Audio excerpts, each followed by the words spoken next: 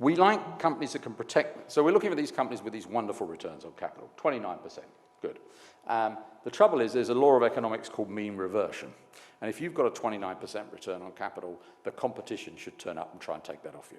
You know, people should see that, analyze that within any industry sector and say, I'm getting into that sector, that's a great sector to be in. And they do.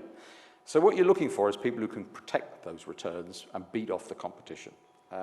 I don't particularly like this term, but it's one that Mr. Buffett has popularized. They need a moat. He says it's like imagining that your wonderful business is your castle. You need a moat to be able to defend your castle. What's the thing that you've got that enables you to do decade after decade producing returns which should be taken away by competition?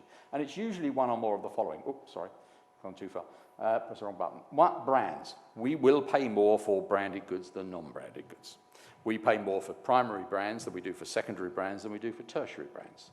Brands are something, unlike patents, where if you spend money on renewing the brand and advertising and marketing the brand, they can last forever, basically. Control of distribution and supply chain. It's not just brands, sometimes it's these elements as well. Distribution, if we sat here and brainstormed a new vodka tonight, which might be more interesting than what you're actually doing, I suspect, then that would be great, but I'm not quite sure how we get it distributed, because we go to the number one distributor to get it into bars and restaurants and supermarkets and say, here's our new Maltese vodka, what do you think? They go, wonderful, but we're not carrying it. Why? Well, we've got an exclusive agreement with Smirnoff. So we're not going to be putting your vodka on our trucks, I'm sorry. Or they're even owned by Diageo in many cases. Ditto would go to the number two and say, here's our new, and they go, sorry, but we've got an exclusive agreement with Pernod Ricard, who've got Absolut, which is the number two vodka brand. We've struggled to get it out there. Sometimes it's a supply chain as well.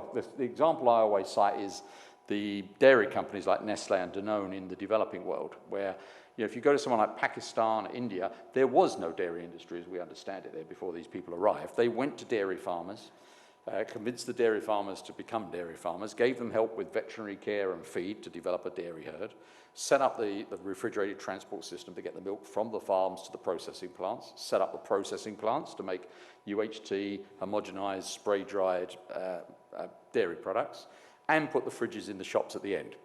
If you turn up to compete with them, you can't use all that stuff. You can't go and put your things in the fridge or use their supply chain. You have to build it all from scratch. Now, it's not impossible, but it's darn difficult. And if you combine that with their brand, which usually speaks safety, particularly to consumers in the developing world, they're putting their product quite often into the most precious thing in their life, their child. You know, that safety in that Nestle brand, combined with their stranglehold on supply chain and distribution, is a killer moat, basically. Sometimes it's an installed base of equipment or software. I touched upon elevators and escalators. It's a great business. The money isn't primarily made from selling elevators and escalators. It's made from the service, spares, and so on. It's a legal requirement to have them serviced. You can't opt out from having them serviced. They break down. They have to be serviced.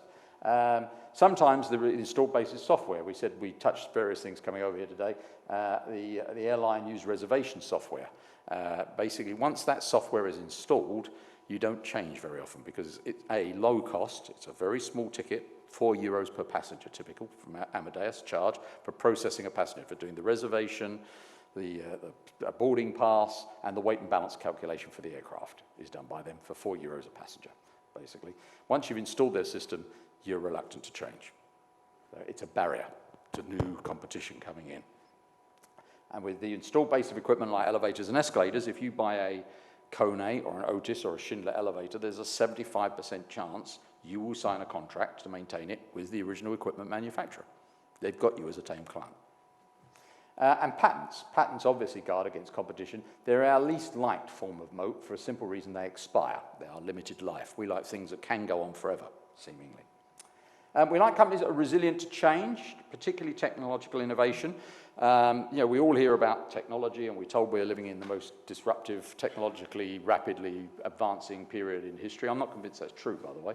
I'm a historian by training. I think the Industrial Revolution was quite interesting in that regard, but we all think whatever age we're living in is the most important one, don't we?